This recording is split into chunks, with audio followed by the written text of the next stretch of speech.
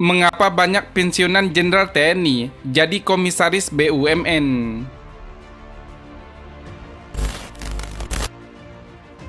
Kementerian Badan Usaha Milik Negara (BUMN) resmi menunjuk Letnan Jenderal TNI Doni Monardo sebagai komisaris utama PT Indonesia Asahan Aluminium Persero atau Analum dalam rapat umum pemegang saham tahunan yang diselenggarakan Kamis 10 Juni 2021. Analum yang dikenal juga sebagai Min ID merupakan holding BUMN industri pertambangan dengan anggota PT Freeport Indonesia, PT Antam Tbk, PT Bukit Asam Tbk, PT Timah Tbk, dan saham minoritas di PT Val Indonesia Tbk. Doni Monardo menambah daftar panjang deretan komisaris BUMN yang berasal dari unsur purnawirawan TNI, termasuk purnawirawan Polri.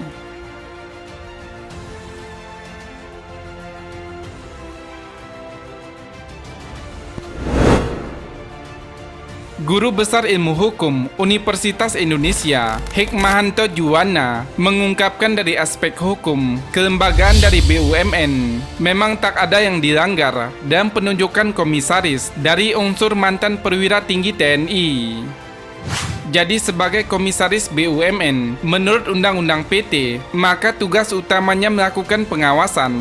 Di samping itu, memberi saran, jelas Hikmahanto, dan pesan singkatnya, seperti dikutip pada Sabtu, 12 Juni 2021. Dalam tata kelola di perusahaan berbentuk perseroan, terbatas kepentingan pemilik atau pemegang saham dicerminkan dalam keanggotaan direksi dan dewan komisaris, kata dia lagi. Dari aspek kedisiplinan prajurit, pengangkatan komisaris BUMN dari para purnawirawan jenderal juga tidak menyalahi aturan.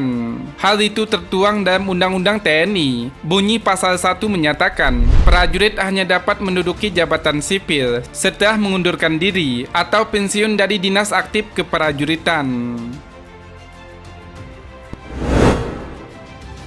Kemudian pasal 2 menyatakan, prajurit aktif dapat menduduki jabatan pada kantor yang membidangi bidang politik dan keamanan negara, pertahanan negara, sekretaris militer presiden, intelijen negara, sandi negara, lembaga ketahanan nasional, Dewan Pertahanan Nasional, SAR Nasional, Narkotik Nasional, dan Mahkamah Agung.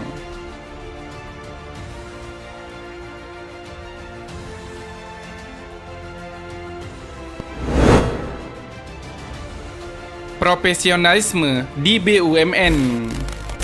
Ia melanjutkan, apabila dikaitkan dengan profesionalisme, pengisian jabatan komisaris BUMN dari para jenderal TNI dan Polri juga relatif bisa diterima, asalkan bisnis BUMN sesuai dengan bidang yang digeluti prajurit.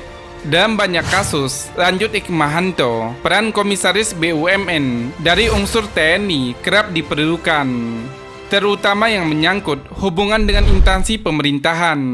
Apalagi, perusahaan-perusahaan besar di Indonesia seringkali rentan terhadap masalah hukum yang melibatkan aparat dan birokrasi pemerintahan.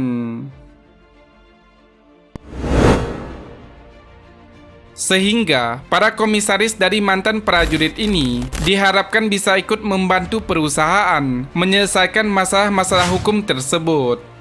Tapi secara informal, yang dipentingkan juga masalah networking dari si orang menjadi komisaris. Sehingga kalau ada masalah atau bottleneck, bisa segera dengan pemerintah atau instansi dapat diselesaikan, kata Hikmahanto.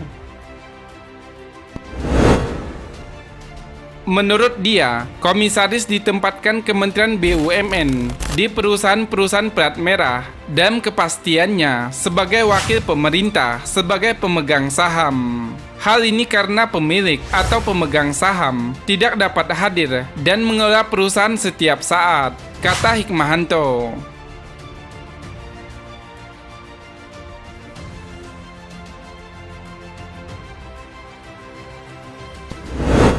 Diungkapkannya, untuk memastikan kepentingan pemegang saham, yakni pemerintah, maka kewenangan didelegasikan kepada anggota Dewan Komisaris dan anggota direksi yang ditunjuk. Untuk diketahui, di BUMN, agar kepentingan negara terwakili, maka anggota direksi dan Dewan Komisaris diangkat oleh Kementerian BUMN yang mewakili negara, kata dia. Ia berkata, anggota direksi dapat dipilih dari berbagai kalangan dan anggota tersebut harus bekerja secara penuh. Ini mengingat direksi melakukan pengurusan sehari-hari perseroan atau penuh. Sementara untuk Dewan Komisaris yang melakukan fungsi pengawasan terhadap direksi, maka mereka tidak bekerja secara penuh. Untuk mewakili kepentingan negara, maka ditunjuk para pejabat yang berasal dari instansi pemerintah, tutur Hikmahanto. Mengapa berasal dari pemerintah? Hal ini karena pejabat di pemerintahan mempunyai sistem kerja komando. Para pejabat akan loyal terhadap atasannya, termasuk negara, kata dia lagi.